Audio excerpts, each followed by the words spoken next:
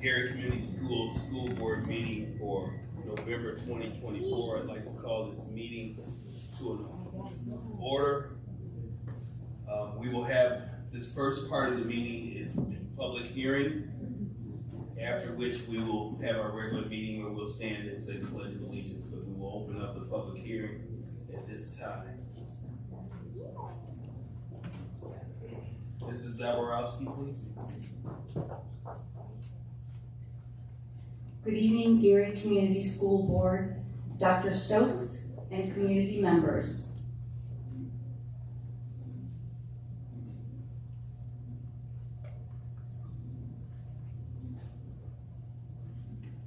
Each year, when we create the budget, we create the budget based on the information we have at that time.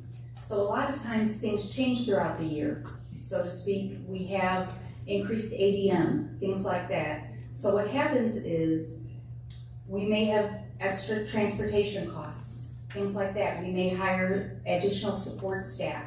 So what this resolution does is me requesting the school board and the Department of Local Government to request additional appropriations for the operations fund for mostly transportation costs.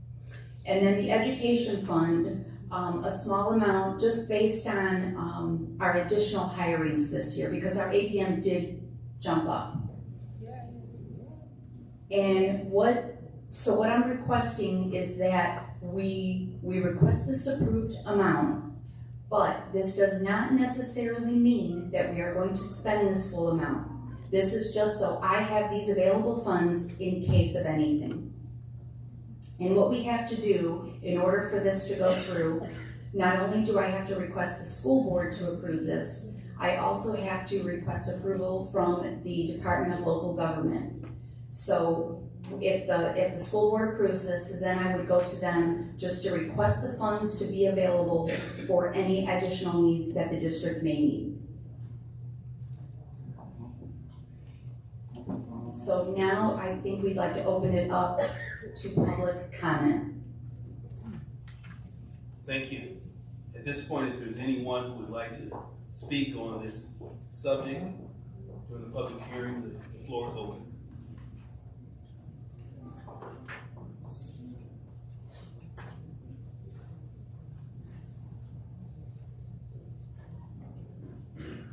Good afternoon, Dr. Stokes, School Board, and members in the audience. My name is Robert Buggs, and I would just like to know if a new pool for Westside School is incorporated in the budget. I know there was some talk about it early on, but is it in the budget? Because that is one thing that should be in the budget. There was money that was appropriated for it several years ago. So I don't know what happened to the money, but I want to know if it is in this budget. Thank you. Thank you.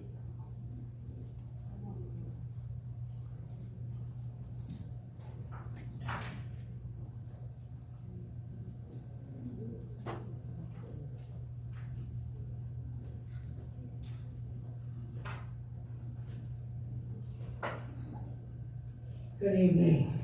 Good evening. Thank you for your patience while I walked up here. It takes me a while now.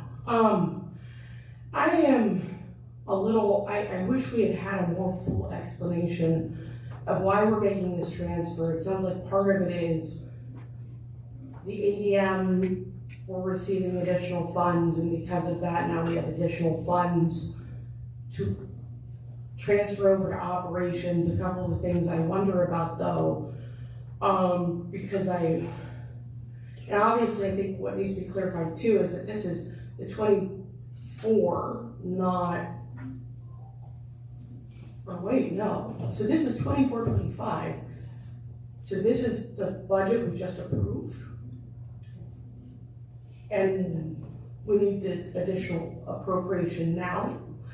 I mean, if I have to ask silly questions, maybe it's because it's just not clear. No, that would have been 25, 26. I don't know. No, wait, we're on a fiscal year. Never mind. That would have just been 25.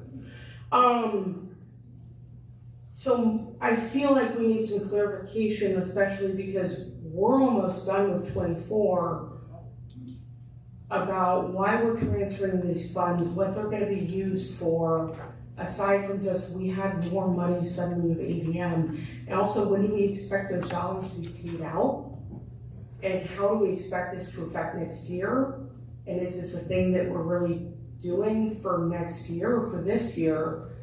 And if I recall correctly, for 24 even, I'd be very curious to know, are we held to the same cap in terms of, I think it's 15% between those two funds?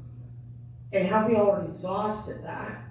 Or are we trying to say, because last year we were under control, or some part of last year we were under control, when that was signed, that now we get to do something additional beyond that because we were under distress status? And I'm very concerned about this. I also wonder if it's gonna come up at the DUAB meeting tomorrow. I doubt it, but I guess it's possible.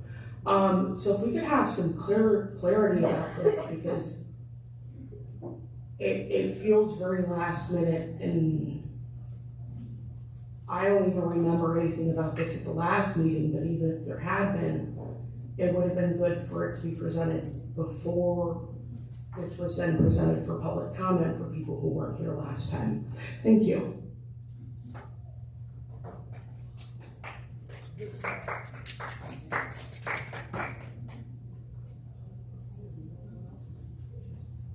I'd like to take this opportunity, Linda, if you share a little bit, please.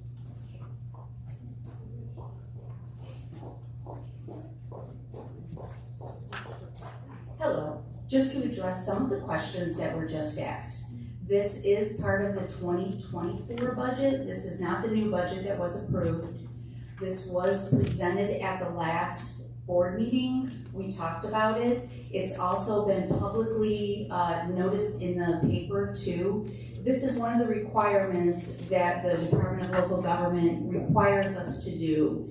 And what these costs are is transportation. We've had to add additional fleets to our district, and the cost for that, because we pick up students from their corners. So this requires a lot of buses back and forth. So that is why, and this does not mean that I'm going to spend that $3.5 million. This just allows me to have the available funds when I need to.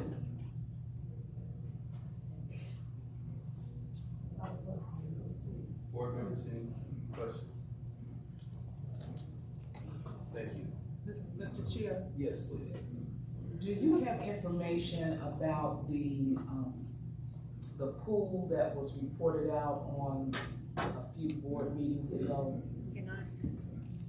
Can I have Mrs. Wright come up, and if she can recall, if you all recall, she shared information, if you can come up for just a moment. And I know we're putting you kind of on the spot, but if you can kind of reiterate some of what you shared about the pool. Thank you, Dr. Stokes. Good evening, board and community, and Dr. Stokes. On October 9th, I did a presentation on the pool, and what I said was that I forgot the years, but it was approximately $1.5 million were allocated to repair the pool. After the district conducted its investigation, it would cost more than $1.5 million to repair the pool.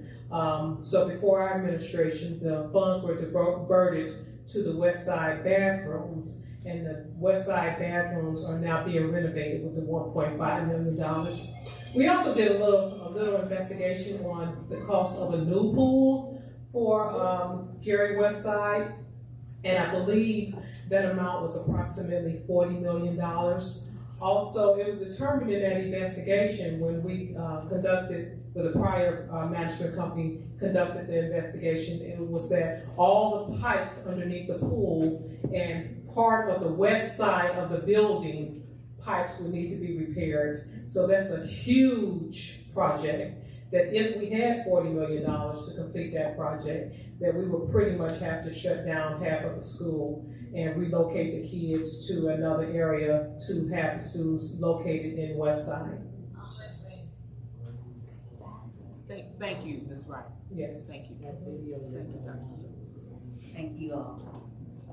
So I request that the school board approve resolution number 5. Thank you, Linda. I just want to make sure there's opportunity if anyone else wants to make a comment. Seeing that there's no other comments, I will entertain a motion. So moved. Second. It's been moved and properly seconded. Any discussion?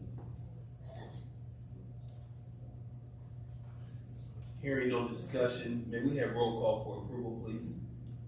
Mr. Suggs, Yes. Dr. Woods, Yes. Dr. McLeod, yes. Mr. Johnson, Yes. is Attorney Irving, Yeah.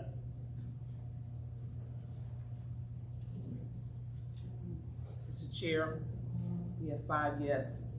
With a vote of 5 yes and 0 opposition, the motion carries. Thank you. At this point, I will entertain a motion to close the public hearing. Second. It's been moved and properly seconded. All in favor say aye. Aye. Thank you. At this point, I'd like to call the meeting, the regular school board meeting to order. May we stand for the Pledge of Allegiance? I pledge allegiance to the flag of the United States of America and to the republic for which it stands, one nation, under God, indivisible, with liberty and justice for all.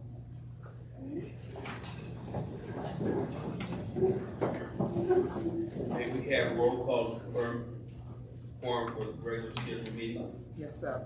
Mr. Suggs? Yes. Dr. Woods? Yes. Attorney Irving? Yeah. Dr. McLeod, yes. Mr. Johnson? Present. All present. With a roll call vote of 5 present, 0 absent, we have a legal meeting. Let's conduct the business of the school corporation. I'd like to move to item number 2 on the agenda, public comments. Excuse me, I put in entertain a motion for the approval of the agenda for tonight. So moved. May I have a second? Second. It's been moved and properly seconded. Any discussion on the agenda? Hearing no discussion, all in favor say aye. Aye. Any opposed? Motion carries. Now, let's open up for Gary Petty snapshot. Thank you.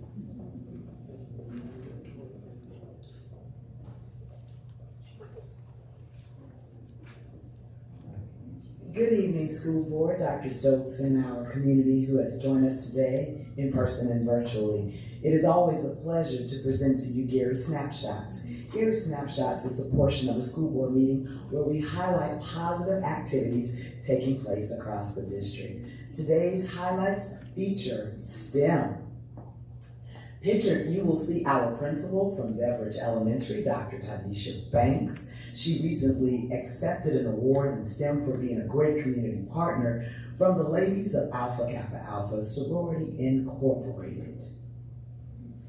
Also, 3 of our elementary schools, Williams, Banneker at Marquette, and McCullough, joined forces to celebrate International STEM Day on this past Friday. Some of the activities included the exploration of neuroscience careers, the Test Your Brain Power, they had guest speakers, and hands-on activities. Today we're learning about brains. Brains work when we are asleep.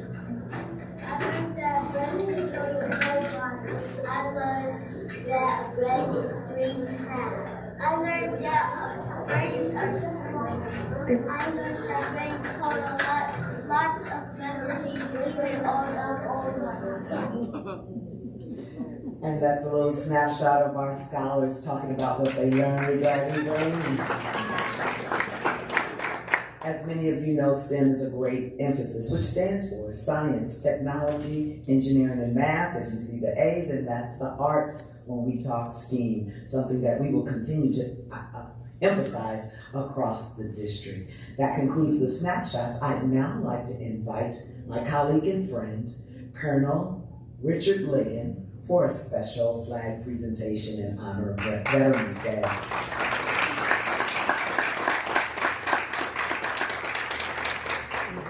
Good afternoon, school board, Dr. Stokes, community.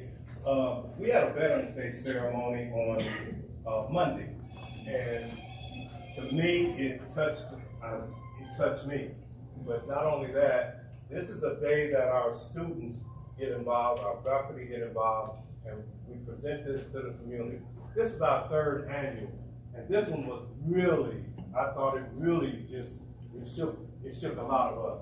So at this time, the first thing I'd like to do is treat Dr. Stokes to dinner, because she's sung the national anthem.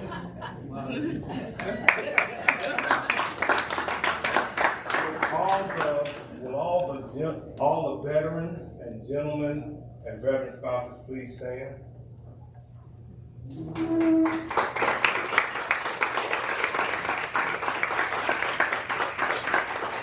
behalf of the staff, the students, and the veterans in this community and Post 270, we would like to present this flag to you and the Gary Community School Corporation for an outstanding job in supporting our veterans and special mentoring, and you really touched some hearts. So that national anthem, we may have to have you sing that again. Thank you so much.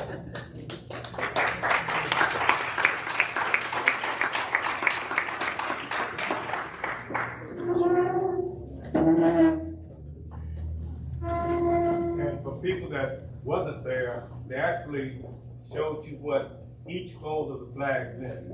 And the sixth fold of the flag is the pledge of allegiance to the flag. So that's something.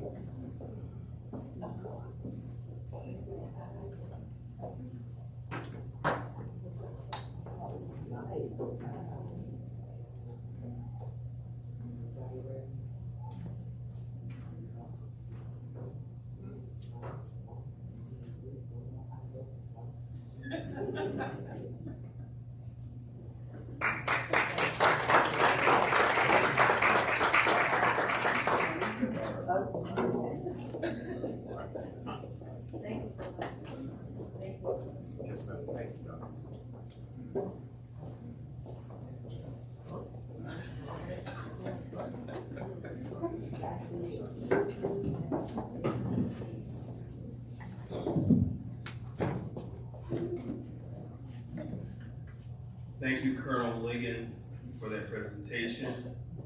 Item number 4 on our agenda is the public comments.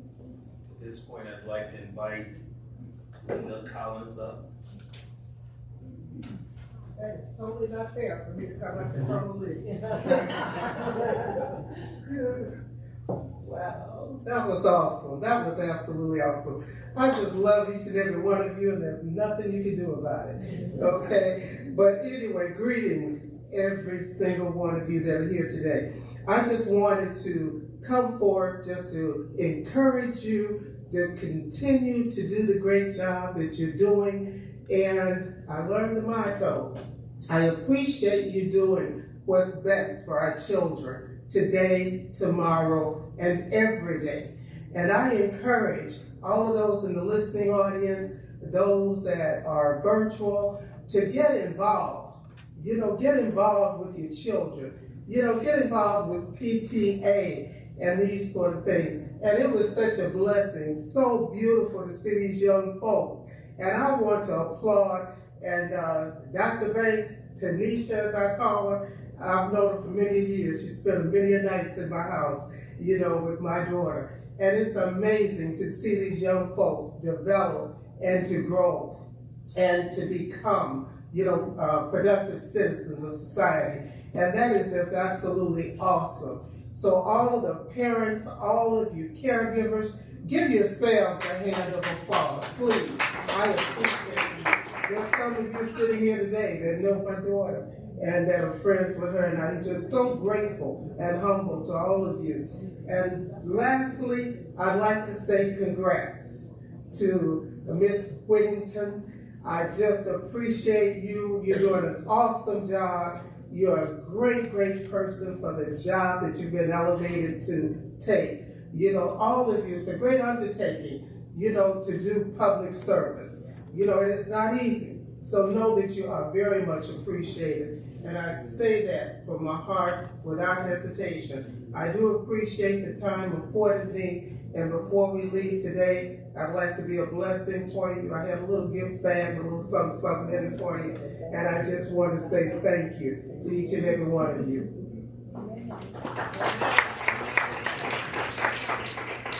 Mrs. Tyndall.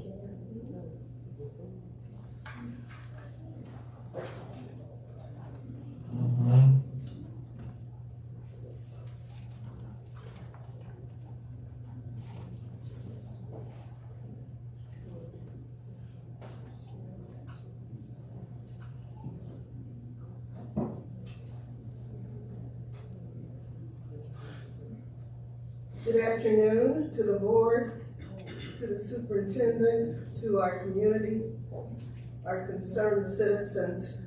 It's a pleasure to be here this evening. I have several concerns.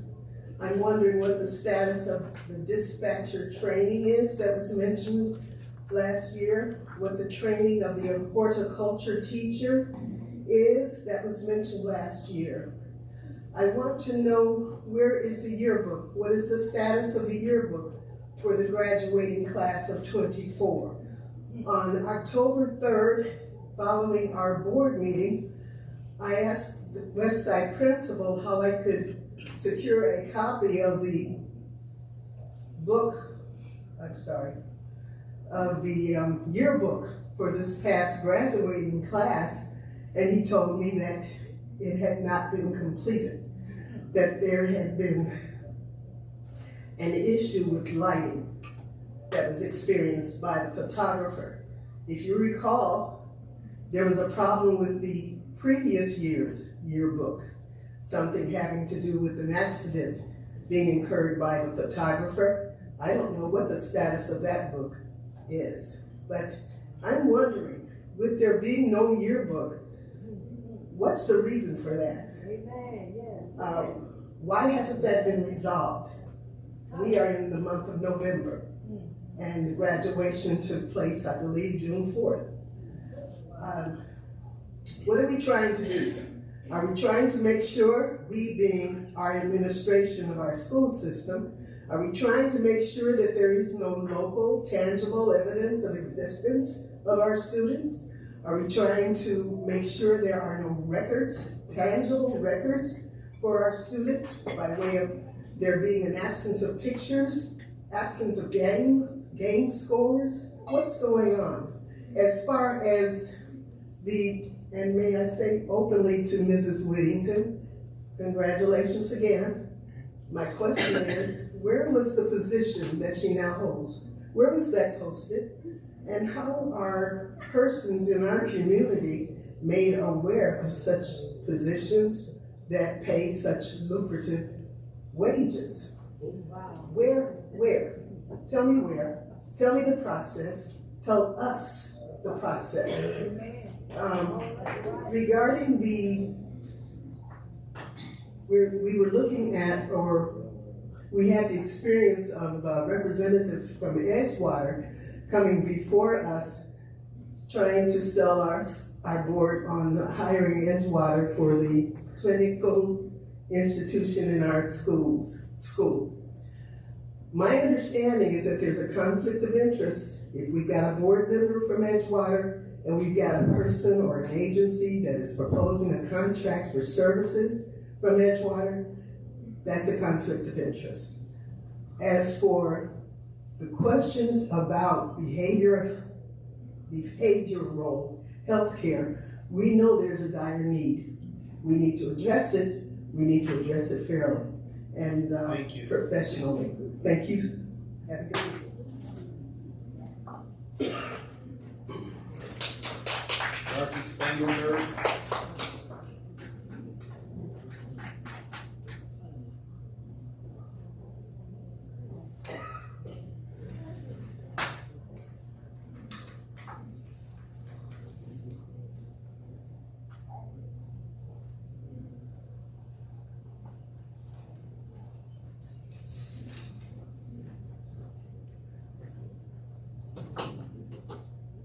Could have sworn there were more people on that list before me. Dr. Michaela Spangenberg again, Gary Education Coalition. I hope we can make the sign-in sheet less confusing, because it is. Like I've had a couple of folks come to me over a couple of meetings now and say, I didn't even know what that was. I didn't know what all the check boxes were. I didn't understand it, so I didn't sign up. Then I couldn't speak. If we can just make things a little bit more user-friendly, that'd be excellent, thank you. To speak to a community concern I heard recently, there's this concern that the federal Department of Education is gonna go away. With that, some people become concerned about book bans and removing curriculum from our schools. I know a lot of people have been asking, what do our schools have in place to like protect us from that? Another thing, I did go back and look at the board docs for the last meeting. I still, for the life of me, cannot find. It could have been presented, and it just there's no evidence of it anywhere there in terms of the thing that we looked at tonight. But in any case, I do think it's a really good idea to review something and the reasons for it before we do it and just jump in, because it's very disorienting.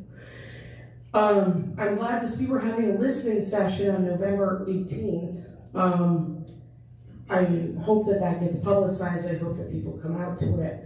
And additionally, I am very curious about whether we can just get a presentation, an overview, a report, something on the website that lets us know in a very concrete and understandable way what health services are in the schools now, who they're being provided by, what services students at different schools can access, what are the unmet needs, and how all these proposals that we keep seeing are going to address those.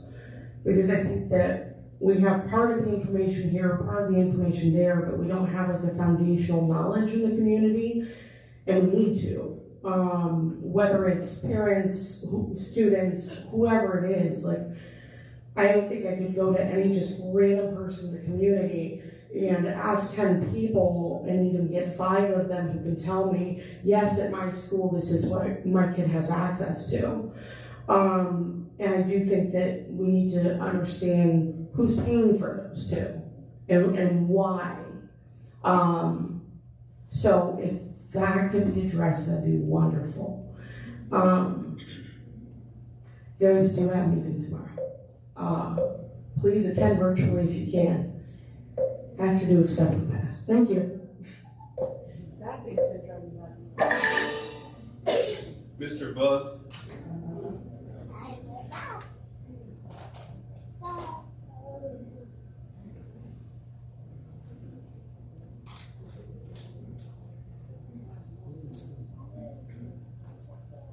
Good evening again. The last time I was up here, I think somebody prayed that my voice was leaving. Because when I got back in the car, my voice came back. But in any event, there's a couple of things that I want to talk about. Now, I was at the meeting when Dr. Stokes mentioned the possibility of a standalone pool. Now, when I was a school board president, the school, the money that was set aside in House Bill 1065 and opera money was for to replace a pool. So I'm sort of concerned that it went from $1 million to replace it to $40 million. That's a lot of money. But it was not for repairs. That's what we were told anyway. They was going to build a new pool because that pool had been inoperable for a number of years. The other thing is a lot of citizens here tonight, and some of them asked me after the meeting. So I wish someone would clarify for them, will there be a need for a referendum in the next few years? I think they should know that now. Y'all have been very transparent, and I appreciate that, but the citizens would like to know. I try to get some of them to come up to talk, but they don't want to talk, but after the meeting, they asked me, Buzz, are they going to have a referendum? I don't know whether they are or not. So if someone could please clarify that, put that to sleep. And the pool, $40 million, that's almost safe to build a brand new school. But I would like to see, if it's possible, to have a standalone pool without messing with those other pipes and everything like that, if it's possible. Because they do need a pool at West Side School. And also, the pool at the Y that's reopened is not a regulation sized pool. So if we're gonna have children that's gonna be swimming and representing the city of Gary, they should have the state-of-the-art equipment to do so. Also, it has been suggested that, I think do we have a golf curriculum, extracurricular activity? If so, because I know a lot of junior high students that are interested in golf. One of them being one of the guys that I'm mentoring, he wants to learn how to play golf. I don't know how to play golf, so if somebody knows how, and if they do have that program, then please let me know. But please, let the people know if we're going to need to have another referendum within the next 2 or 3 years. Thank you. I apologize in advance. There's a name that I'm not quite sure of the last name. The first name appears to be Shelley. Yeah. Thank you.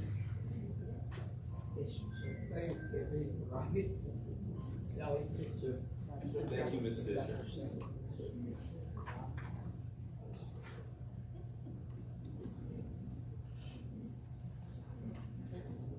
Good evening, school board and Dr. Stokes, and to the community. I would just like to share an article that appeared in Educational Leadership in the October edition. The article talked about teaching up, and oftentimes children in the inner city are labeled as disadvantaged or at risk.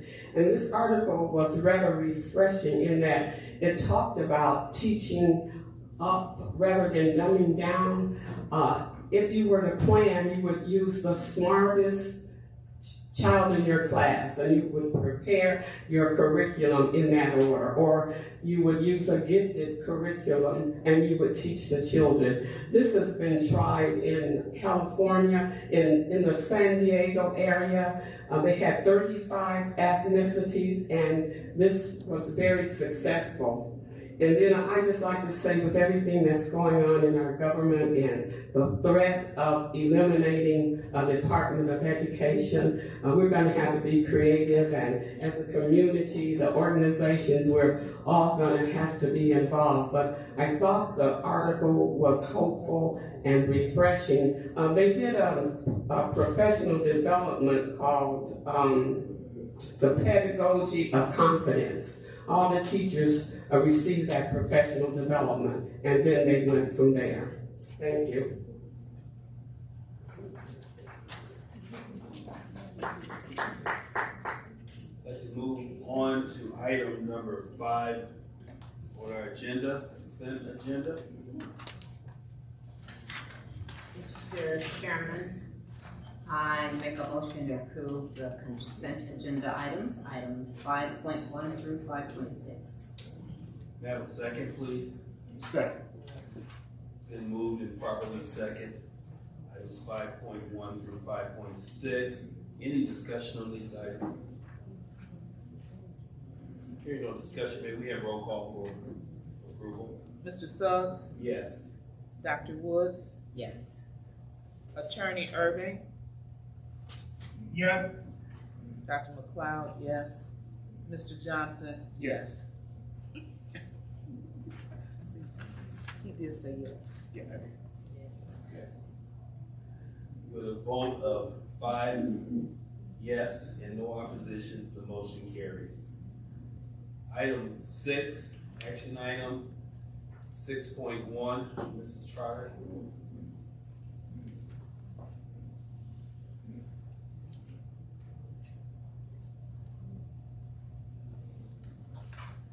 Good evening, Dr. Sachs, and Dr. Stokes, and members of the board and the community. Judith Meek from the Alumni Association and other alumni, greetings. My name is Eunice Trotter, and I am Director of Indiana Landmarks Black Heritage Preservation Program. So I'm going to try to work this clicker here. Indiana Landmarks is the largest private statewide organization doing the preservation of historic sites statewide. In 2022, 2 years ago, the program organized the Black Heritage Preservation Program, and I'm director of that program. My job is to go statewide to identify, document, and preserve Black heritage sites. I have a grant program, and we do many other things. And I want to quickly go through some of our projects. We have saved School 56 in Indianapolis. It's a historically Black school in a Black community, and it's a D.A. Bolin architectural design school. It was going to be demolished. We are working with developers now for reuse of that site. This church in Marion, Indiana was designed by a Black architect, Samuel Plato. It was about to be demolished. We have put on a new roof. We're working on getting a new stained glass window. We're going to be doing some painting. These are all significant sites, and I'm showing you two Black heritage. This is a building in South Bend. It was a recreational building in South Bend that was used by South Bend residents when they didn't have another place to use. We're working on it. Now, we are just beginning to do capital projects in Gary. As you all are well aware, Gary has been pretty much a stepchild when it comes to investment in capital projects. We've done several things you'll see them listed here. I won't read them all, you can see them. But most important here is the last one on this list. We, for the last 2 years, have worked to begin doing some restorative and preservation work with Gary Roosevelt High School, the site. We have been able to get it on the National Trust for Historic Places 11 Most Endangered list, and that list focuses a lot of national attention on that site and on Gary. There was a PBS broadcast about it and some other work we're doing. So what it does is it attracts people interested in seeing development here in Gary. This is an artist's rendering of the school. This is a rendering, but you see that our focus is to maintain the integrity of buildings, and with any kind of restorative project, that building's integrity will be maintained. So we are here today to ask for your support and approval of a memo of understanding. This memo of understanding would allow Indiana Landmarks and a team of people to come into the school and do the content management tasks. The school is full of content. I call it the day the earth stood still almost. When people got up and all of these things are still in the school. We also want to begin community engagement. Community engagement would allow the community to weigh in on what is best for that site, what is needed in Midtown, what do the citizens of Gary want for that school. And then we want to do an inventory. We know that there has been content already removed from the school, and it's everywhere. The Sabo Museum, some very expensive art, and just other things, and I don't think anyone really knows that these things have gone. So we want to do an inventory of that. And I've got a couple quick pictures here to show you some of the interior of the school site. And this is the kind of content that we want to manage. And I apologize for the quality of the photo. These were images taken from a video. We did do video archiving of all the rooms that we could get into so that we know what we're working with. So this is the kind of stuff that's still there. You know, those computers and all that hardware is ancient now. Hundreds and hundreds of books, all kinds of things. So this is what we are proposing, that we would provide a project manager to help organize our task force that would do the planning for the content removal. All of that content is regulated by different laws. We are including on that task force a representative from the State Archives, from IU Northwest Archives, from the Historical Society, from the State Museum, and on and on and on. So we have a big team that will be led by Robert Cunningham, who's a very experienced project manager, and he's here from the region. We also will need to do air quality testing to make sure that people are gonna go into that school are going to become ill as a result of the environment there. And these other items that you see here on the list. That will cost us about 30 grand that Indiana Landmarks will pay for.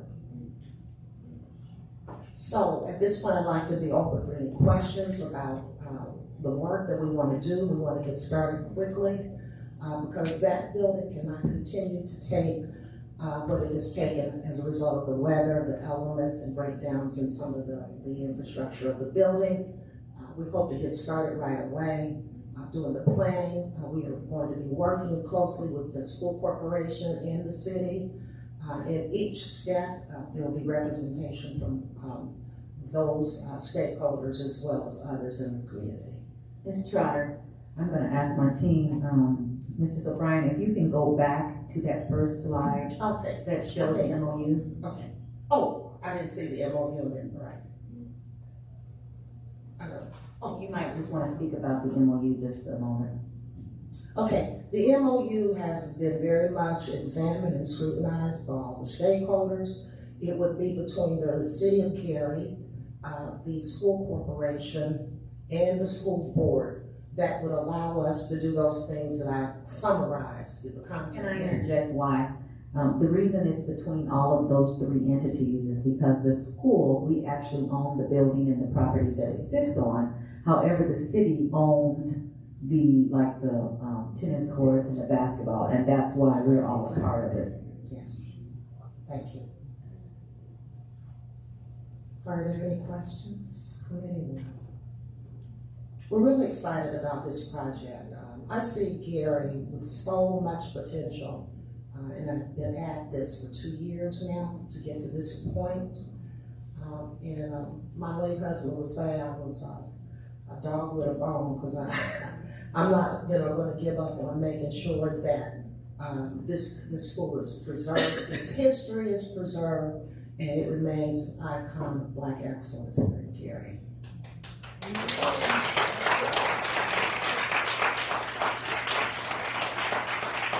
Thank you, Mrs. Trotter, for your presentation.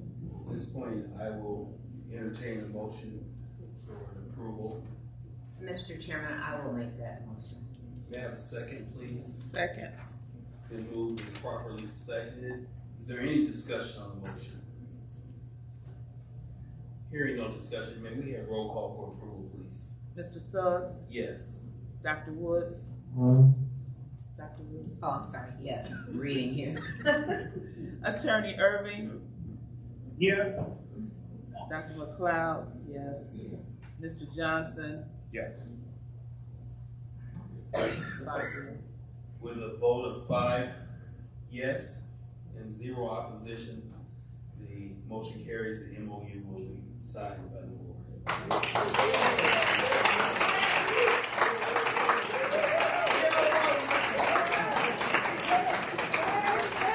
I'd like to move to item 6.2. Mrs. Zabrowski, please. Good evening again. In 2023-2024 school year, Governor Holcomb put into legislation House Enrolled Act 1001. And what this meant was that public schools could not charge parents textbook rental fees. So everybody prior to this had established a textbook rental fund. This textbook rental fund housed fees from the parents. Also, we paid curricular materials out of this fund. So everything was kind of housed in that one fund. What we're doing now, since this, we have until December 31st to close this fund and transfer the funds into the education fund. These funds will still be earmarked for student curricular material and supplies. So this resolution, I'm requesting the board approve that I transfer these funds, these excess funds, into the education fund before the end of the year.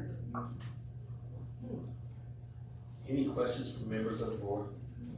How much is, Mr. Chair, how much is transfer, how much money is there about? It's about $2 million. And the monies will be available to continue to To provide. support students, curriculum, materials, anything that the students need, Chromebooks, iPads. Thank you, Sure. Mr. Chair. Any other questions? Seeing no other questions, may I have a motion? Yes, a motion quickly, yes. Second.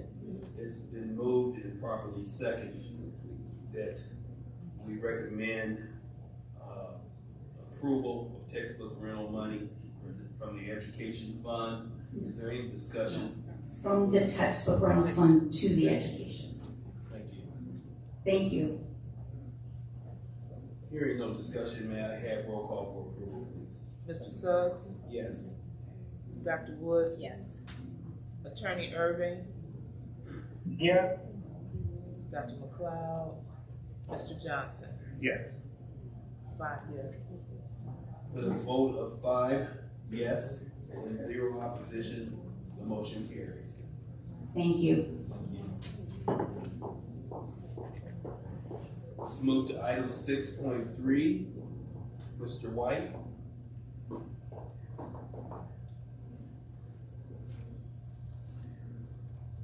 Good afternoon, Gary Community School Board of Trustees, and Dr. Stokes and Gary Community. I'm here, I want to show you a diagram. This is our network right now. And our network is consisting of 2 end egress points, as we say. We don't have that. Up at the top, oh, here we go. At the top, you see the top 2 schools up here. That's Williams and point there. You see it? There. All right, this is Williams and Glen Park and Williams School. This is our egress point. This is where all our network, all our internet comes in to feed the rest of the school system. What we're going to propose is that we just have one. In the past 3 years, we have rebuilt the infrastructure at every school. We have, we used to have a box in every other classroom. We have closets where our network is sitting now. And so we're going to propose that we have one egress point. And so every 5 years, our contract is up with E-rate. And E-rate is the mandated funding that Congress made in 1996. The FCC approved it in 1997. And so any funds that we use from E-rate, they will pay 90% and we pay 10% to have our infrastructure redid. I'm coming to you today to ask that we do a request for proposal, which is RFP, and that we build a lit fiber network. And if you don't know what that is, I'm quite sure Mr. Robinson does, but the lit fiber network is a managed network that we will have a company help us manage. All we will need is a couple of Cisco certified engineers to help do the routing and protocol for that. This lit fiber network is, we need to have it built by the 25 school year. Right now we're leasing internet service from ENA, and we have 1 more year leasing, and then we won't have any internet service. So the best thing for us to do is start the building it now if we can. If you do agree with this, we will put out an RFP through the E-rate Federal National website, and it'll be on our site. And if you agree, we'll put it out tomorrow, November the 14th. December the 3rd will be the date that all vendors will question, if they have questions. By 10 a.m., they have to have all their questions in by December the 3rd. By December the 19th at 10 a.m., we'll close all bidding and we'll start the bidding process. Now, I want everyone to be aware, this process, when we do, we have to do it eventually. You're going to have to do it. And so this will be about a $1.5 to $2 million project. We'll pay 10% of that. Any questions? I have a question. So the speeds that you have documented up here, are these current speeds or are those proposed speeds? Right now at this present time, all our elementary schools, the 5 elementary schools, they have 2 gigs on in each school. What we're proposing in the E-rate contract, that whatever company bid, they build a network where we can go 1, 2, 5, and 7 in each school. With 1, 2, 5, and 10 in each school. The end school, which would be Williams, we want it to take from 10 to 100 gigs.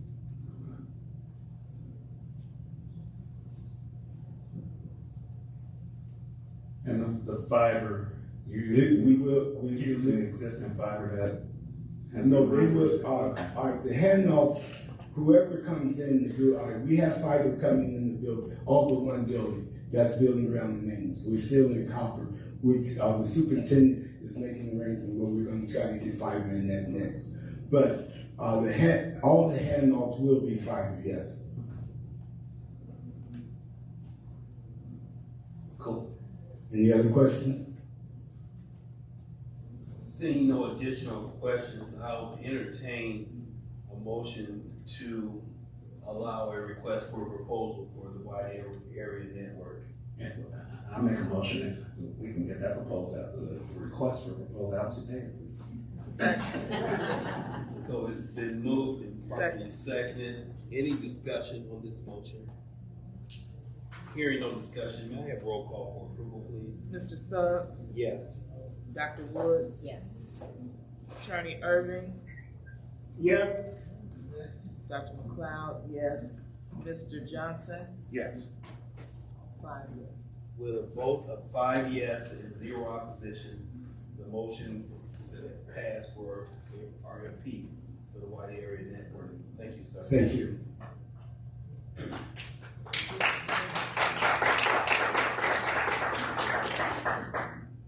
Moving to item 6.4, the second reading for the Gary Community Schools Community Relations Templates, 9,000. All right, thank you so much. This is our second reading. We actually have 3 different series. So we have the 9,000s, we have the 8,000s, and we also have the 7,000s. The 9,000s, of course, deals with what we call the relations. And in that particular template, if you look here, you see various things. One of the ones that I would like to highlight is policy 9150, which deals with school visitors. And I basically just wanted to highlight that particular one because I want to make sure that our community knows that you are welcome in our schools. However, we do have to have policies and procedures to support not only the safety and the curricular needs of our students, but also the safety of our visitors. So anytime you go into a building, please make sure that 1, you understand our board policy, and 2, that you know we have sign-in sheets for you, so that we know you're there. If we ever had a fire, we wouldn't want to miss you. We want to know that you are in our building.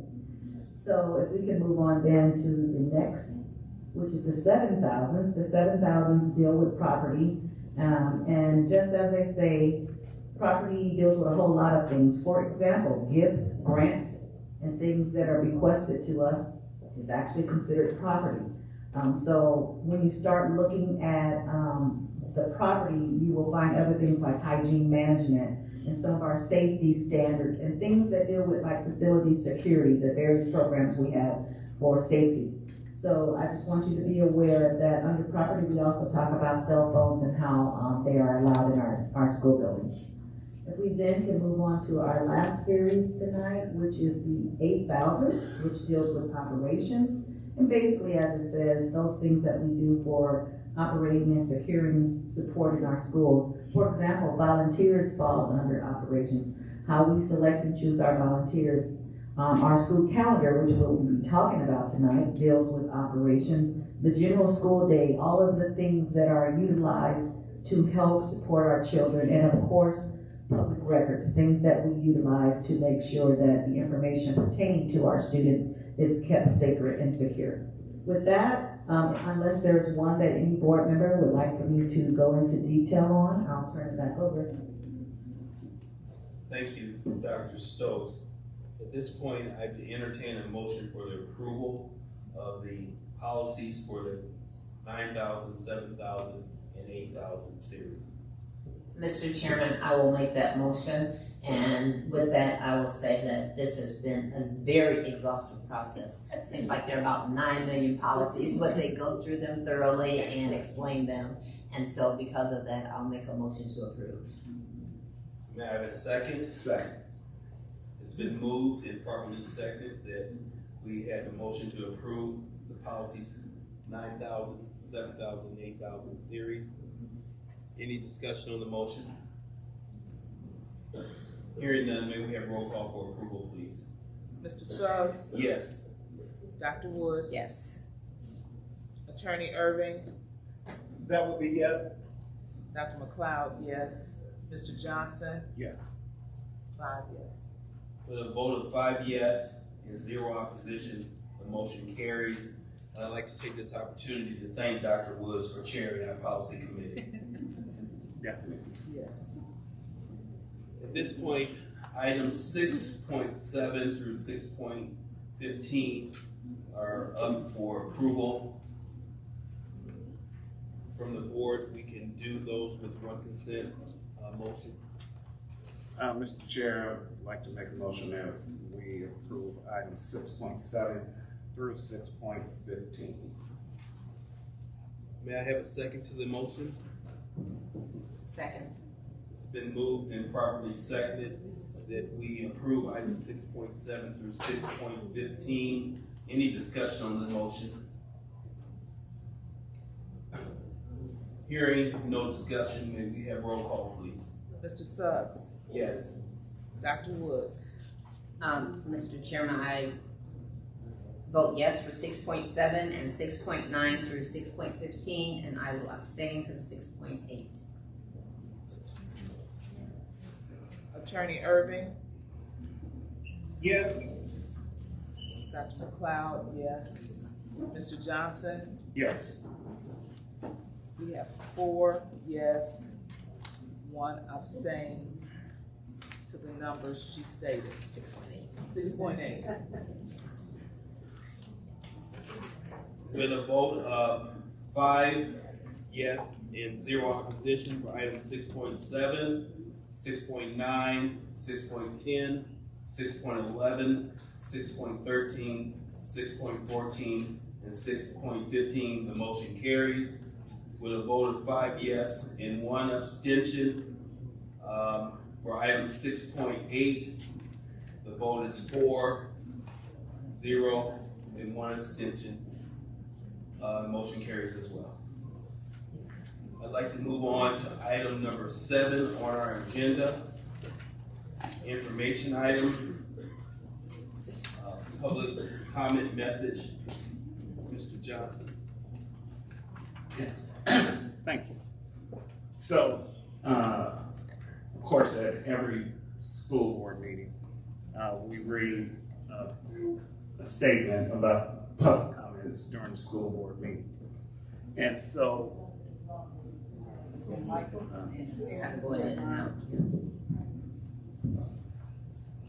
that better? Yes. Oh, okay. So, that comment is actually covered by Indiana Code 5-14-1.5-3. And on July 1st of 2022, it was amended by House Enrolled Act 1130 and Senate Enrolled Act 83. And so basically what this does is it establishes guidelines that schools may use for public comment at board meetings. You can go to the next. Okay, so public comment must occur before the board takes final action on the topic. Some recommend moving the public comment period to early in the agenda, which is what we follow. Also determines who can speak. So school boards cannot limit who can speak, such as only residents or parents of enrolled students.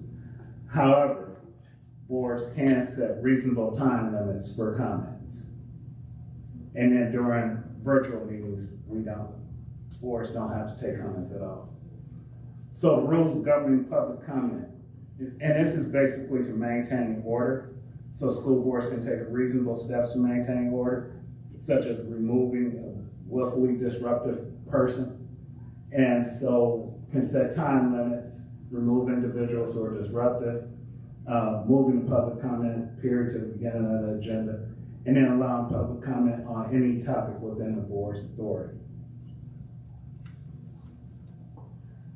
And so in conclusion, the Indiana Open Door Law basically it ensures transparency, and it also guarantees public participation in school board meetings. But they just set some guidelines on how public comment should be handled during the school board meetings, and we make sure that we follow the Indiana Open Door Law. Thank you, Mr. Johnson. Board members, any questions or discussion? No, thank you for that. I'd like to move to item 7.2. Ms. Sikovich, the 25-26 and 26-27 proposed calendars. Good evening, board members, Dr. Stokes, and community members. It is my pleasure to present to you this evening a draft of two separate drafts for the 25-26 school year. Dr. Stokes always operates with the integrity of collaboration. She welcomes feedback from community holders, from our teachers, from our staff members, from anybody who would be affected by any decision that could be made in the district. She's reached out to Ms. Dunham, who is our union president, to get feedback from our teachers. We also want feedback from our parents. So we have an opportunity for them to receive an email via our Skyward, which is our student information system. And that way our parents can receive, again, a questionnaire, which will allow for them to vote on either draft A or draft B. So please notice, draft A has the highlighted area for the Gary Community School Corporation right up on top. That's draft A. This is draft B. I want to call your attention on the next slide. The only differences between the two calendars are where spring break would be allocated. In draft A, spring break is not coinciding with the Easter vacation. In draft B, Easter vacation and spring break coincide. So again, both calendars are the same with the exception of when spring break would be, but we are seeking feedback from our parents and from our teachers and staff as well. And I do want to say, even though we were going to share the 25-26 calendar as well as the 26-27, we're going to hold the 26-27 for a later date to share. Thank you. Thank you.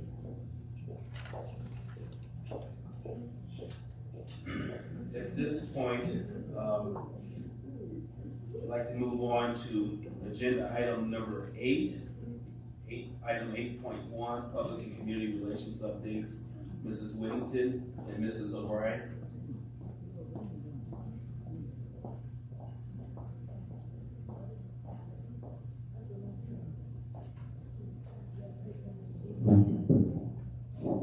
Good evening, school board members again, Dr. Stokes and community members. My name is Chelsea Whittington and I am the newly appointed Chief of Public and Community Relations. And I am Crystal O'Brien, your Public Relations Specialist. Tonight we are so pleased to share with the board, Dr. Stokes, and the entire community how we communicate with our publics.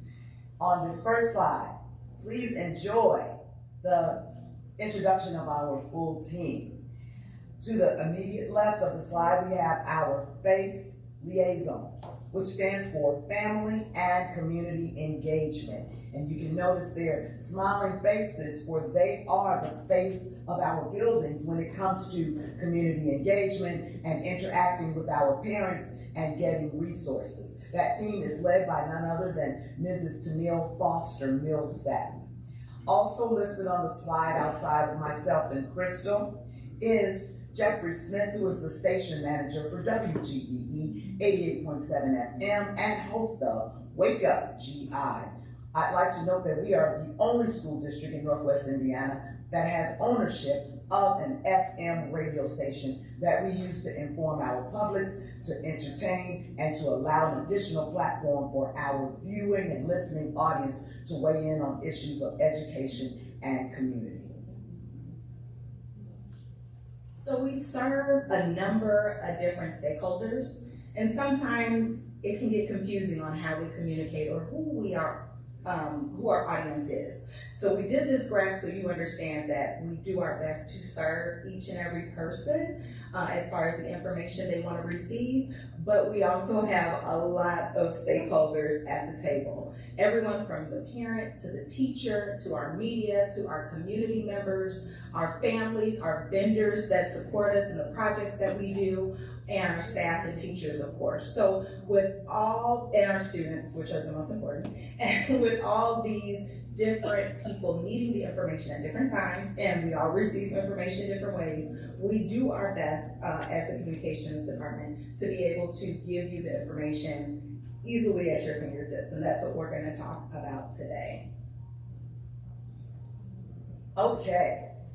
As a practitioner of public relations for more than 30 years, this is probably my most familiar area and my favorite, and that's using media to convey messages to our various communities and publics that we serve. I've also already mentioned our own radio station. However, we do regular outreach to all local radio stations, and we have a comprehensive list of more than 900 media contacts nationwide.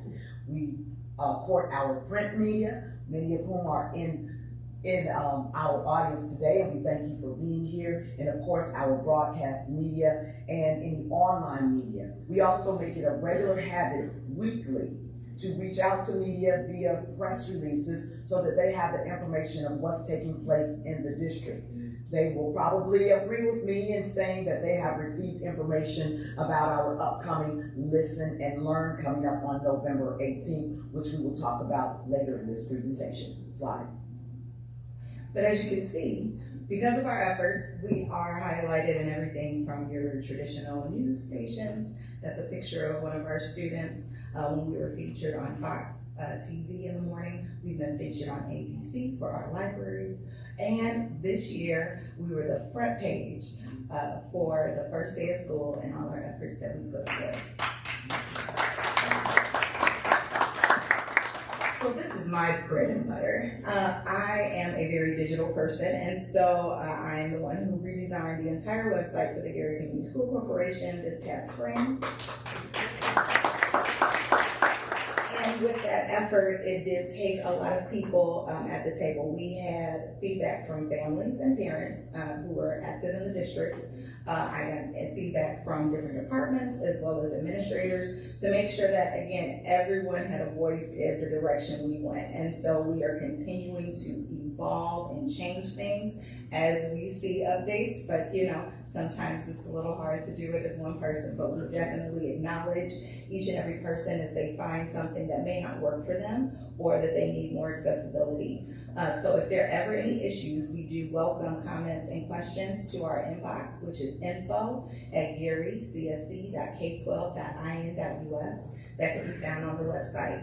We also communicate with our families through social media. We have the district-wide page in both Facebook, Instagram, and Twitter, where we post announcements of things happening district-wide. And then each of our schools has a Facebook page dedicated to their families. So when it's information just specifically for their school, they're able to post as well. We started to do more Facebook Lives in the schools as well. We're helping everyone just kind of get adjusted to that, just so that as parents are not able to go to events during the day, they'll be able to see different programs and things happening in the school on a regular basis. I'd like to add that as recent as tomorrow, we will be having a demonstration, professional development with our face liaisons on some protocols around going live, posting, so that we are succinct in brand across the board on all pages. We also have platforms on YouTube. Our WSTG TV is hosted by our Westside Theater Guild. So a number of their performances and things that they do on the stage are located on that page. And we'll also talk about a special way that we communicate on there as well in a minute.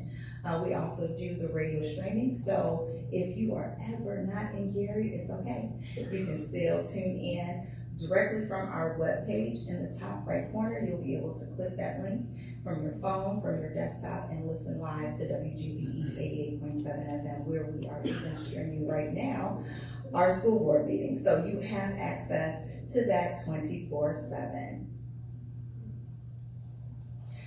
The other piece that we do is an eco-friendly piece.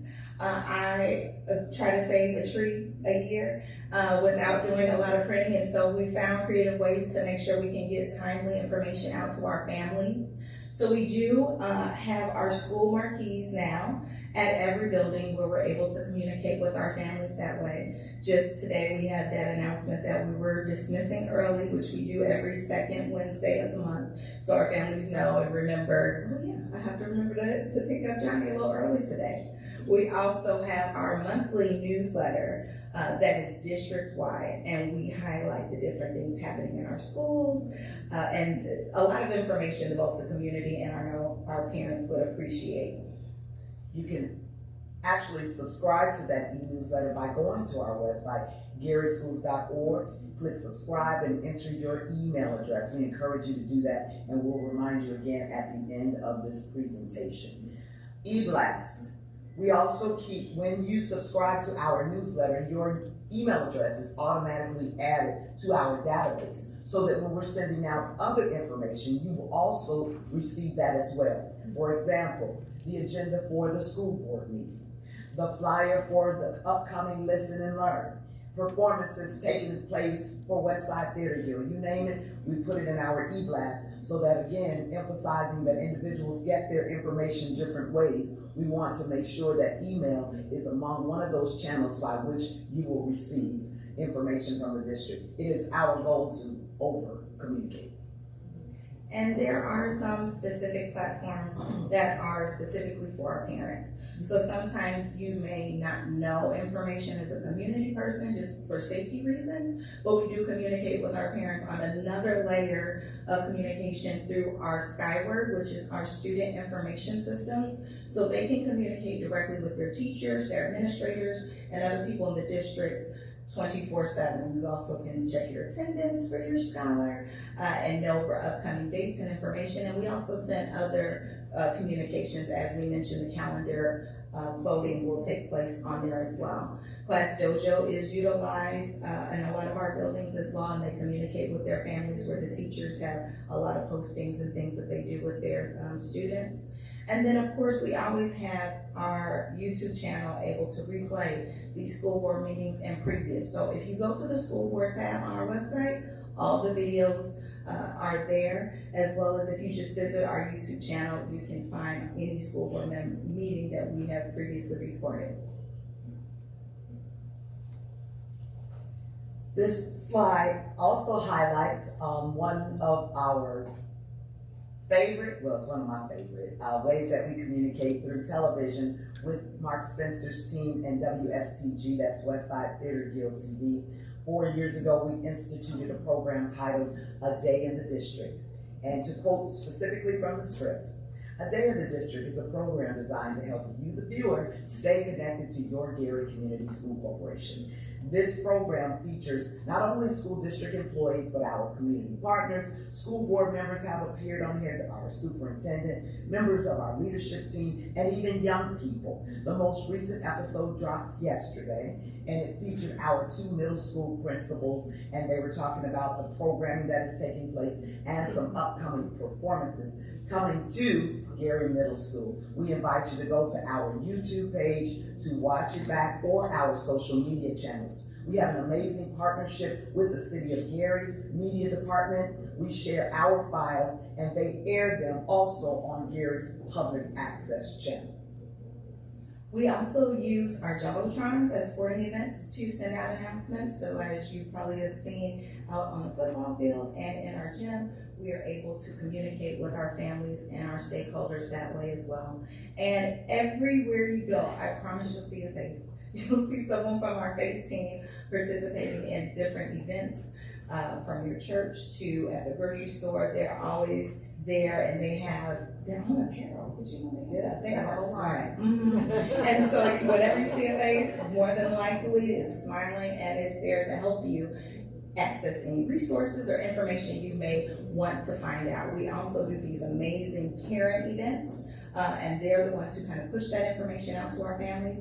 But we do have different things. They just had a literacy night at the film this week, and we do have some more upcoming where our families are able to come in, read with our scholars, understand the science of reading, and any other questions they may have as it relates to our curriculum. I might add, when you see the FACE liaisons in the community, they are also equipped to enroll your child on site. Yep. And you probably have seen our billboards in yard signs right around the time it's time to enroll our scholars, but we do want to make sure that we just stay in the forefront of your mind as ways that, hey, what is the school district doing? How can I be connected and how can I learn more? And so this is a summary of all the different venues and channels by which we communicate with you, but I would be remiss if I did not say that the best way of communication is word of mouth. Us talking to you after meetings, us responding to your inquiries, and how you can stay connected with us.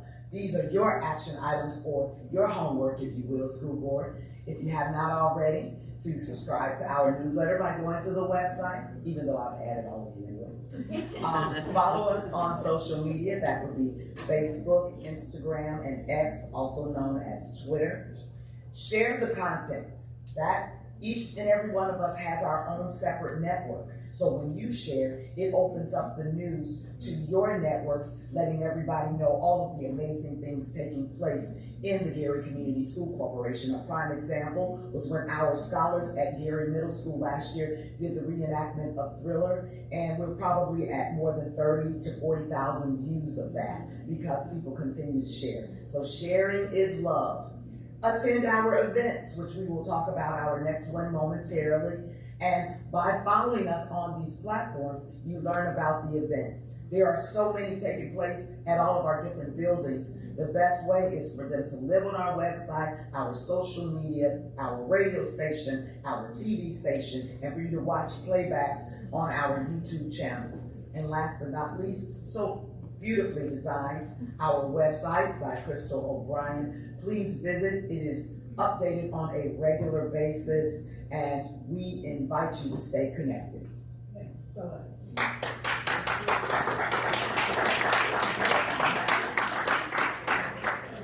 Last but not least, we are so excited to announce our first and second installments of Dr. Stokes' Listen and Learn. This is your opportunity as community members to attend these sessions and share information and ask questions and hear from our leadership team as well as department heads. It's an opportunity for not only to fellowship, but for you to get familiar with those of us who are in places to represent and to serve children. The lay of the land for that day on Monday, November 18th is as follows. We will gather in the Westside Theater Guild's Little Theater at Westside Leadership Academy, 900 Jerry Street. The first portion of the program will feature introductions from the leadership team and a high-level overview of some of the accomplishments in their roles thus far and looking forward to other things that they seek to accomplish throughout the remainder of the school year. We will then recess into the hallway where tables will be set up of all of our various department heads, have questions about transportation, human resources, maybe applying for a position, you will have that opportunity. want to talk finance, meet our finance guru, Linda Z. Our team will be on deck so that you will listen and then learn more about all of the things we are working to take our district to the next level. If you are unable to attend, never fear, your PR team is here. We will be broadcasting the session live and also doing live streams of interviews with attendees so that you can feel just like you were there. This same occurrence will happen again on Wednesday, December 18th from 5 p.m. to 6:30 p.m. at Gary Middle School. The same format, just a different building. Dr. Stokes is setting the tone for us to communicate and over-communicate. And it is our goal to also partner with the city of Gary to take this show on the road to our various venues across the city with our community partners. So this is just the beginning, so you will have many more opportunities to listen and learn. This concludes our presentation. Thank you for your support. Thank you. Item 8.2, Mr. Caldwell.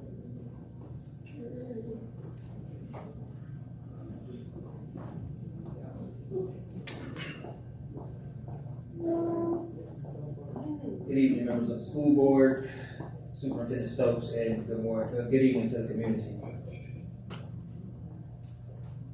I'm Cliff Caldwell. I currently serve as Director of Security Services for the Gary Community School Corporation. And this evening, I'm going to give the board a brief update on our safety and security. Okay, I'll start with, in 2022, we restructured the security services department. We switched from a reactive enforcement model, we switched to a proactive preventative model. And with that, we included collaboration, positive relationship building with our students and our staff. We connect with parents and community partners. And we really focus on our security staff collaborating with building administrators and staff around safety and security in our buildings. Talk a little bit about how we're currently structured. Right now we're structured with one director, an assistant director, 3 school resource officers, 5 roving patrol officers, and 24 security guards.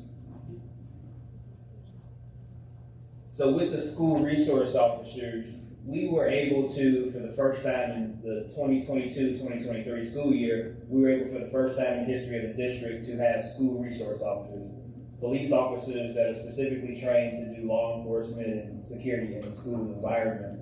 With that, all of our school resource officers are certified through the National Association of School Resource Officers, and we were able to realize that by a $100,000 SSSG grant, which is a Safe School Security Grant, which is administered through the Indiana Department of Homeland Security, we received the full grant amount of $100,000 to support the program, which covers the salaries of our SROs. This school year, the max amount that we could receive was reduced to $81,000. And that was due to more charter schools being able to access those funds. So as more schools access those funds, the amount goes down. So we did receive the full amount this year, it's just lower.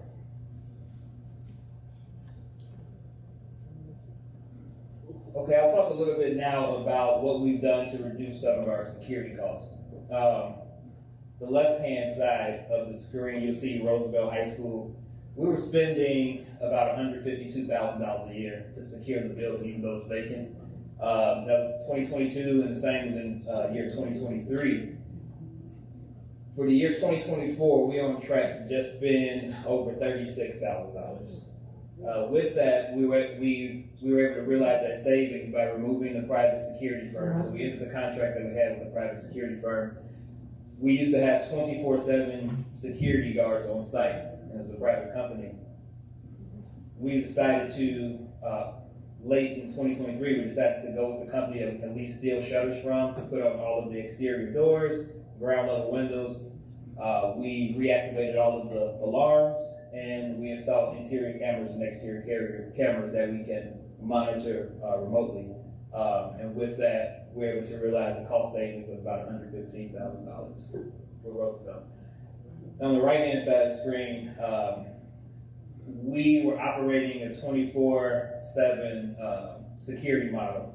So our overnight and weekend patrol of our facilities and our buildings and our properties, that was also being done by a private security company to a tune of over $142,000 a year in 2022 and 2023. This year, 2024, we are on track to save the entire $142,560, and we've done that by switching to using our own people, our roving patrol officers. We're able to use ESSER 2 and ESSER 3 funding to purchase vehicles, and they respond on an on-call basis. They can monitor our alarms now remotely through their the school district provided devices, and they can monitor our camera systems remotely, and they do respond on an on-call basis. So our capital projects from 2022 to current year 2024, we were able to use ESSER 2 funding, some ESSER 3 funding, and some referendum dollars. With our access control, we used a lot of that was 100% referendum dollars we used with access control. And with that, as we switched to our ID access system, we're able to control the entry of where staff enter, where the students enter, where our visitors enter, and we're able to secure all of our exterior doors by putting access readers on all of our buildings. We upgraded our portable radios to a digital radio system, so now our roving patrol officers, as they patrol between buildings, they can communicate with buildings citywide. They can communicate with buildings citywide. They can talk to the school resource officers that are stationed inside of the buildings, and it helps make their response more efficient. We used ESSER $2 to remap all of our buildings. That's our evacuation routes. We redid all of our evacuation routes to account for new rooms that had been built in the west side that had not been mapped for evacuation when it was converted to a middle school some years ago. Those routes were not correct, so we remapped and installed new evacuation maps in all the classrooms. New locks and handles, which was a big project. We used ESSER 3 funding. Every classroom, every office in the district received new handles and locks. A lot of our classroom offices, you could not secure the doors as in 2022. As of now, all of our doors can be secured. Door prop sensors, so if any exterior door is propped open for a certain amount of time, an alert goes into our security service center, and it lets us know exactly what building and what door is propped open, and our rovers or our SROs that are in the building can respond to secure that door. Emergency arrest buttons in all of our classrooms and offices. Police response buttons are in all of our buildings, so we have a method of where we can communicate directly with the Lake County Emergency Communication Center.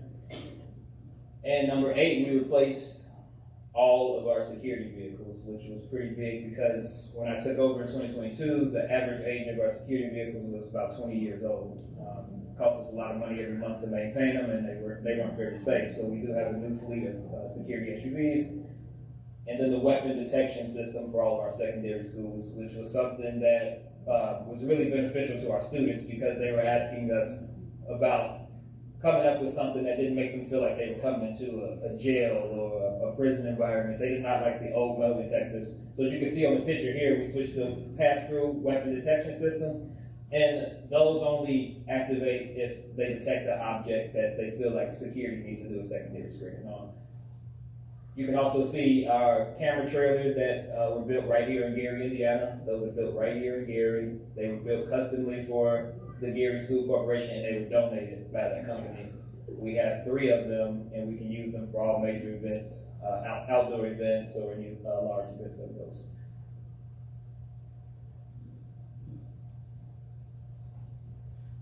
So some of our projects and outreach, like I said, we switched more to that engagement model, that community engagement model. If you look there, we purchased a police K9 for the Gary Police Department. And with that, we did a survey amongst all of our students across the district. They got to name the K9, they named him Pancake. So Pancake visits our schools from time to time. He enjoys, as you can see, getting his belly rubbed. He enjoys interacting with the students. And he's also been beneficial. We had a student elope from one of our elementary schools or secondary schools, special needs student. He's been able to help us locate the students very quickly. And down there at the bottom left, where you see the tablecloth, that's the face liaisons. They're there with one of our SROs. Anytime our face liaisons go out in the community to register students or do community events, we always send the school resource officer with them now to be information for parents. They can ask questions about safety and security. They can engage with students and interact with the community. And that's our staff. That photo represents our staff from across every division: elementary, preschool, secondary, our road and patrol officers, our school resource officers. Because out of all the equipment I mentioned, all the upgrades, you can't replace the human capital of the people. And we invest in our people because if we invest in them, we believe that they can better serve our students. And this is just a way you can contact us, security services. We ask that if you see something, say something. Like Dr. Stokes said, it takes all of us. And definitely it's true with safety and security. You can report anonymous information. If you want to remain anonymous, you can do it right there through the website. If you go to the school district website, under the Safety and Security tab, you can report confidential information and remain anonymous. Our phone number is listed there too, where you can call us directly in our security service center. Any questions? Thank you. Item number 9 on our agenda, individual board member reports or communications. Let's open the floor for the board members to speak. Mr. Chair, congratulations to all of the veterans who served to protect our nation. Kudos to Williams, Banneker, McCullough for the students who gave their expressions on the brain. The brain is 3 pounds, I think she said. And then the one child said it holds a lot of memory, even old memory. That was so cute. The Urban League is going to open up their scholarships sooner than later this year because we want students to begin working on their essay about who they are. They just need to say, who am I? And write that down, because when they're asking for recommendation letters, they need to share that with Dr. Woods or Mr. Johnson to give a little bit of who they are. Even though Mr. Johnson may have taught them in the 9th grade or the 10th grade, he may need some extra information. And we also want to encourage students to volunteer during this period. There's community service is something that is recommended or asked for. It may even be in the curriculum that they need to have some type of community service. So during Thanksgiving, there's a lot of giveaways going on. Students can volunteer at nursing homes, at their churches, so that they can make sure to have that volunteerism letter when they go to ask for it. Roosevelt, I'm excited about what's about to happen at Roosevelt School. It's really good. That is a historical site in our community. We're known all over the world. Even though I'm not a Roosevelt graduate, I honor those who did graduate from Roosevelt, because that is our school and it is in our city. So I'm happy to know what's going on. Dr. Stokes, thank you for your leadership. We've received a lot of information, your chiefs and all that you're doing. You've been very transparent. I know there's a lot of other things that may go on, but we've received an abundance of information tonight. Thank you, Ms. Whittington, your team, Crystal, and the beautiful website that you have. I probably need some mentoring and tutoring on how to get through it. So hopefully you all stand ready, not just for me, but for the parents and the community. And I believe that's it. Thank you, Mr. Chair. Thank you, Dr. Mr. Chair, well, for one, I would like to thank Dr. Stokes and her team. Thank Dr. Stokes and her team. Mr. Caldwell, thank you for saving us some money. That was awesome. Definitely appreciate that.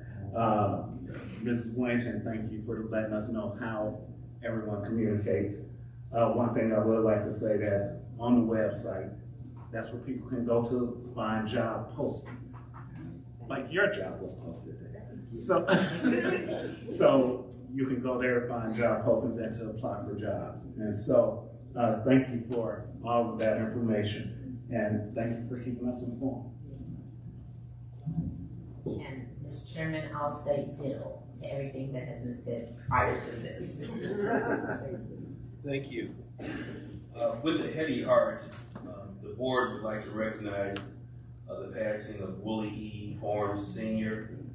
Mr. Horn was born on October 23rd, 1942 at West Bay, Florida, and relocated to Gary, Indiana at a young age. He graduated from Roosevelt High School in 1960 and immediately enlisted in the U.S. Army, where he served as a member of the Army National Band.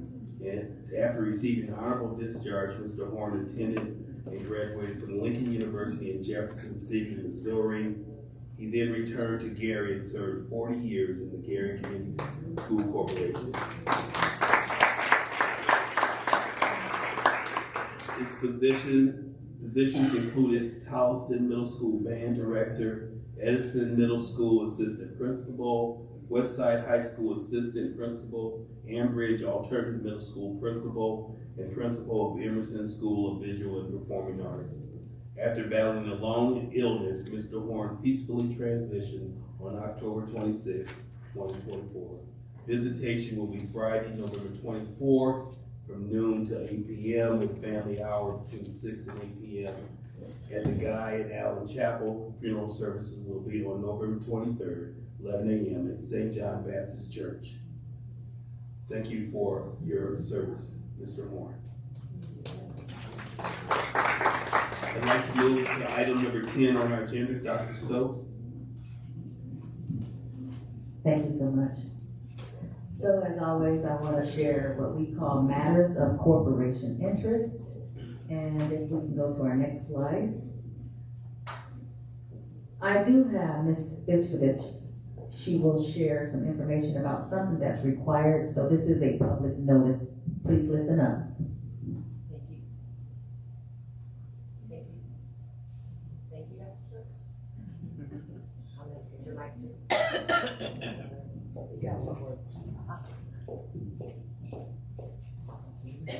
Thank you, Dr. Stokes.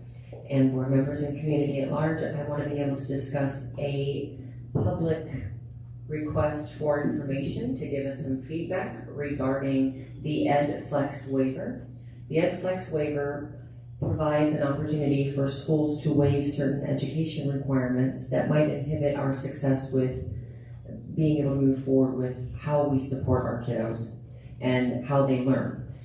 Specifically, our paraprofessionals have a requirement according to federal guidelines to either have passed the parapro test or to have 2 years of college experience or 48 credit hours. We do have a large number of paraprofessionals who have a long history of supporting students within our classrooms that this would inhibit them from being able to continue to support our kiddos. So by applying for this waiver, as long as we have other opportunities for them to learn and grow and training that they've received, then they can continue to work with our students.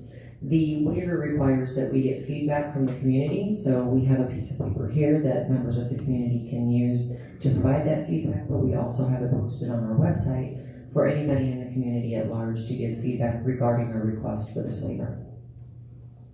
Thank you so much. And so remember, we do need your feedback, and it is important because as she shared, while we always want student staff alike to learn and grow, we do have what we call workplace experience. So we've got staff members who've been supporting for many, many years, and we provide professional development for them. However, if they do not meet these minimum requirements, which some of them don't, we will not be able to employ them in Gary Community Schools unless we're able to get this waiver. So I do want you to hear what we're saying. It's very important. Please give your feedback. So next I want to talk about the fact that we heard you. You asked us about giving you a tutorial on our website about how to access our new board docs. So we are going to have our fearless leader, Mr. King. He's going to share with you the tutorial that we put on the website for you to be able to utilize. Thank you, Dr. Stokes. Good evening, school board, Dr. Stokes, and community. Like Dr. Stokes said, I will be taking you through the new tutorial that is available online to everybody. This is basically a visual representation of all the presentations I've given so far. So as you can see, it gives you a step-by-step play of what you need to do, such as go to the school board page, scroll all the way down, and then it goes right there to the board docs and policies again. Once you click on it, it takes you over to the board docs platform. And then from there, it shows you exactly where to go to access the welcome page as well as the meetings page. It shows you exactly where you can access them right over on the left-hand rail. And then it also shows you how it comes over to the right-hand side where you can view the agenda, download as a PDF, or you can print the agenda. I do want to make a quick note that meeting minutes and agendas are not available immediately. So for example, this meeting will not be up for view tonight. There is a process where we have to review and then place on the website. So please give us a small grace period as we do get those updated weekly. Thank you so much. No problem. And for clarity, what he's saying is the minutes tonight have to be reviewed and board approved. So they wouldn't be board approved until the next board meeting, which is why he's saying that there will be that delay. And then we need, Mrs. Patton would need just a few days after they're reviewed and approved to get them up. So that only pertains to the minutes. Thank you so much for all of that. With that, if we can move on to then the next slide. We always like to just give you a version of our draft agenda. I just want to highlight a couple things. One of the things that we are planning, and Ms. Patton, correct me if I'm wrong, but one of the things that we are planning is at our next board meeting, which is in December, because we only have this November meeting for this month because of the Thanksgiving break. So in December, we also only have one board meeting because of the winter holiday break. But at the next board meeting, we do plan to have our library representative, one of our library reps, come and share about how Gary Community Schools is being supported via the library services. We also will have information about STEM certification. We want to talk about that a little bit. And those are just some of the things that I want to highlight. Other things are pretty much routine things that we do. So I did want to share that information so that you can be prepared if you so choose. With that, I just want to say this is our only meeting, and thank you all so much, and I hope that you all have a happy Thanksgiving break. Oh, I missed one thing, I'm sorry. Over the Thanksgiving break, don't forget about the classic, the Lakeshore Classic event that's going on. Come out and enjoy basketball and enjoy some of your colleagues and some of those Roosevelt friends that you love to talk about. So come out. Thank you, Dr. Stokes. At this time, I'll entertain a motion from the board to adjourn. So moved. May I have a second? Second. It's been moved and properly seconded. All in favor, say aye. Aye. Meeting is adjourned. Thank you for your attendance.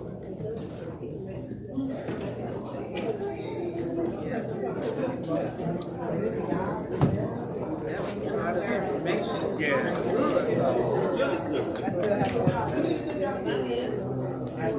Tonight?